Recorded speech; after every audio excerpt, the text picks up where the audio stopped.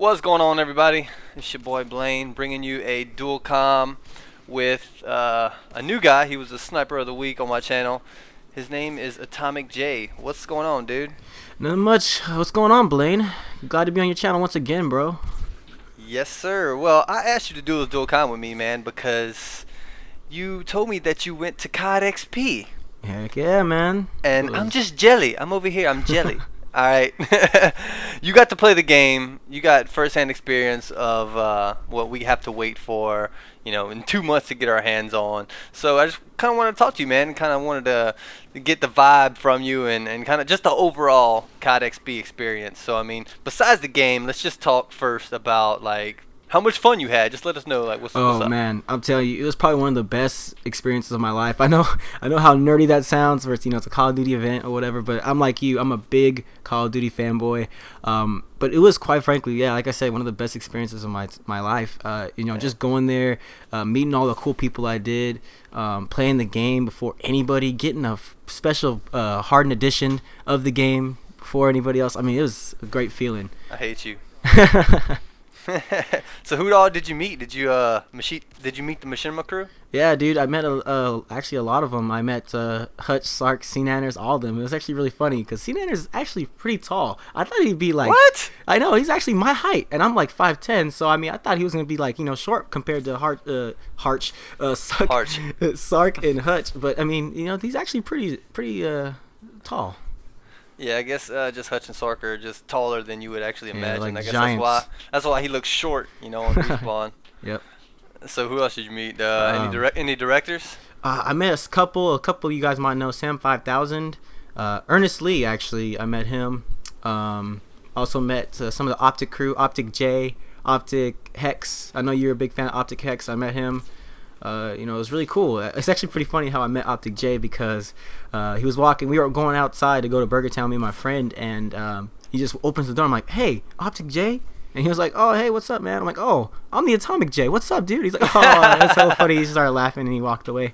But he's like, "All right, let me watch my phone." Hold yeah, on. exactly. That's cool, dude. So, did you get destroyed in the game, or how far did you make it? I mean, how long did you play?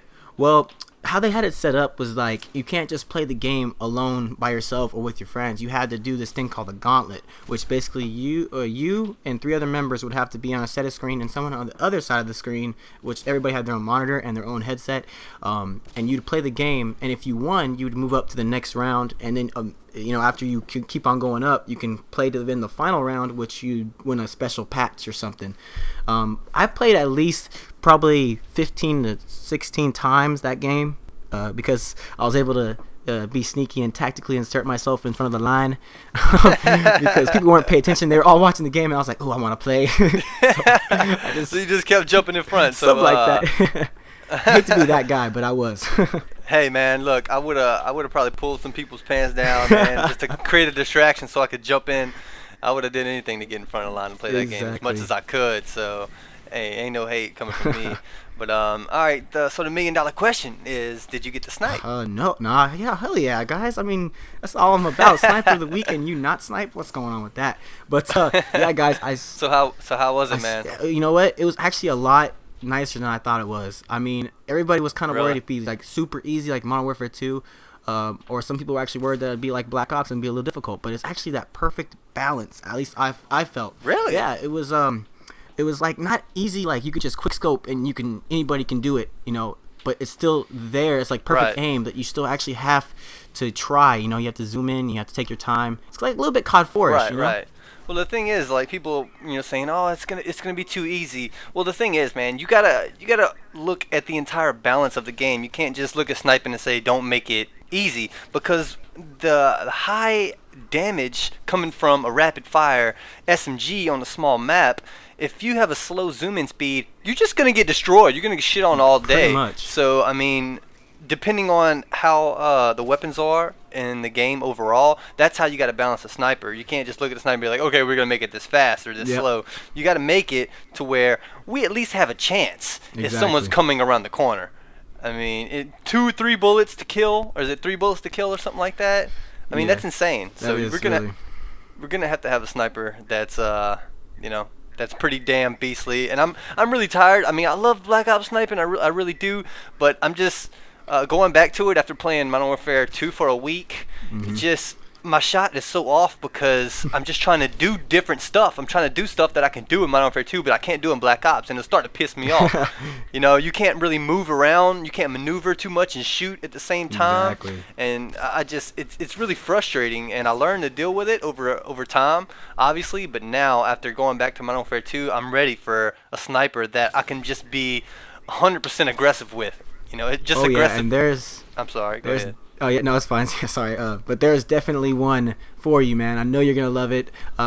Actually, what's kind of bummed me out is that the fact that they locked off two of the last snipers, which the one that is like the RSASS Remington, kind of like the EBR equivalent. Yeah. And then they also locked off the one that sort of looked like the Intervention, which I was Yeah. like, damn, I really want to try that one. But the one that looked like the L9, the L1 or the L11 8A, also was beastly. Oh, I love that gun. I've seen gameplay of that one, the Barrett and the AS50, but not of the MSR, and that's the one I'm freaking looking forward to. But like, how was the unlock system? I mean, could you tell about how, like, once you get the real game, is it gonna take to level 70 until you can get the MSR? You know, the sad thing was about that, it didn't really say. Like, they had it some kind of special way. Like, it would say, like, you can't really... It's unlocked at a certain level. But I was so enthralled with playing the actual game that I didn't really check that out. I just seen, like, oh, it's locked. Damn, you know? Yeah. But I assume so. I didn't really check at the end of the level if it's, like, to level 50 or level 70. But, you know, it's still... I'm going to work at it. I know for a fact I'm going to work and get every single sniper. I don't even know if I'm going to prestige because I know you don't prestige. But I usually prestige because I just get bored with the game or whatever. But I think I'm going to just stay on one prestige and just use all the snipers all the time. But that's the thing, dude. Do you think you're going to play this game for, you know, a week or 2 weeks, get to level 70, unlock the MSR, and then you gotta play with the gun for, you know, a few days to unlock all the proficiencies, and the last one is like the best one, which is like stability, which, you know, you need a certain amount of kills, but it's going to take you the longest to unlock it. So right when you unlock it, what, are you going to prestige? I mean, I can't do it. Yeah. I can't. I couldn't do it either, but exactly. But what I think I actually saw, because when I actually played the game, we had some of the perks already pro'd out, so we were able to see what it's like if, you know, the full thing.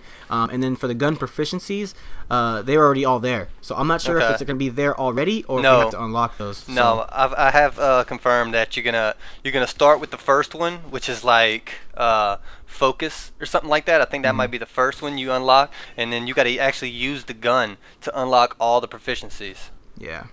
So I think that is pretty cool that you gotta use each gun to get the proficiencies, and it's not like unlocked all at a certain level. I do kind of like that aspect of it, you know. But then again, for a prestiger, do you lose all your proficiencies? Probably so. Probably, yeah. So that's gonna suck. Did you go on any like little beast streaks or anything, or actually get any feeds? Funny that you mentioned that.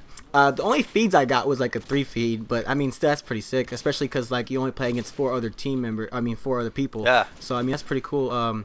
But one thing I actually did, what you know about getting your second game on Modern Warfare 3 and hitting your first collateral?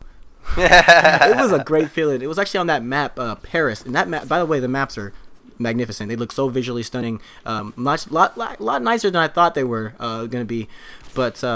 It was with the Barrett, and I was screaming. It was funny too because when I was the host of the game, and when you're the host, it has a big screen behind you showing you all everybody else what they're doing. So everybody in the so crowd. Some people were going oohs and ahs. You know, it was kind of good feeling. No, I definitely do. That's like live streaming times 10. You know, or times 50. I mean, just hitting the collateral and then have you know that 1,000 people just seen that. Yeah, that sounds awesome, dude. So getting to the maps. So the one, how many did they have that was playable? Well, they had 4, I believe. I can't remember all their names from just when I can remember, but I know that one map I liked was Paris, and it was pretty linear. It was like a street kind of looking one. I can't really think of anything it's like, but it's like a street, nice linear street, like buildings in the middle, buildings in front. So like there's only like one building in the middle you could walk through. But other than that, it's pretty linear, and that's why I got the collateral on. So it's it's my favorite map now. So they had like good vantage points, like a launch You know, you could see. I mean, it's really tight in certain places, but they have good long sights of range. True that. I mean, you know, lines of sight. That's what I True meant. that. But It's actually it's like you like kind of like a sloped, like it's either downhill or uphill. So I mean, you go to the left side, it's more level, but then you always have to go up to that corner. Like the right side of the map's corner is like really uphill, so you kind of have to zoom in, like snipe. But it's a good sniping map. I had a good time playing on it. how about that one? I seen gameplay, and it looked like it was in like an airport or something, and it had big windows, like a mall. Oh, or something that one, like that. that's actually a subway station, and it was cool. But the people we were playing against, because like there's a lot of Call of Duty hardcore Call of Duty fans there. We were playing team deathmatch, and they were camping. It's a very camper friendly map so far, what I found out, because it's very goodness. very dark. You can't Goodness. see nobody. It's kind of hard, but it was all right.